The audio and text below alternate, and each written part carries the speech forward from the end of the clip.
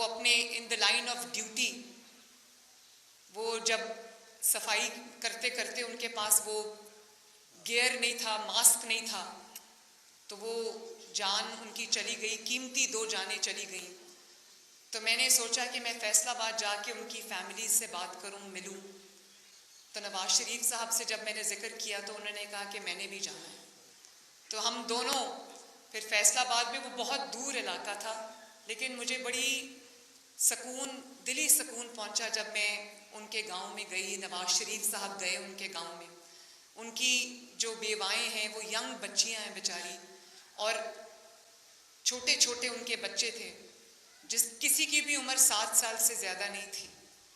तो मुझे बड़ी तकलीफ़ हुई देखकर, और मैंने सोचा कि इनको जो हिफाजती गियर प्रोवाइड करना, ये भी पंजाब हुकूमत की ज़िम्मेदारी है, ताकि ये अपने घरों में, यही एक कमाने वाले लोग हैं, पूरी फैमिलीज़ हैं जिसमें उनकी माएँ हैं, बीवियाँ हैं, बच्चे हैं, वो कमाने वाले थे, वो चले गए।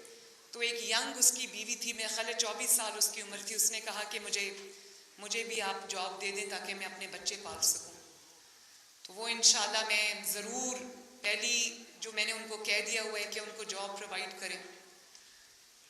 तो मैं ये जो आप सब के लिए मेरे से जो हो सका, आप मुझे उसमें पीछे नहीं पाएंगे इंशाल्लाह। मेहरबानी, बहुत शुक्रिया, बस मेहरबानी।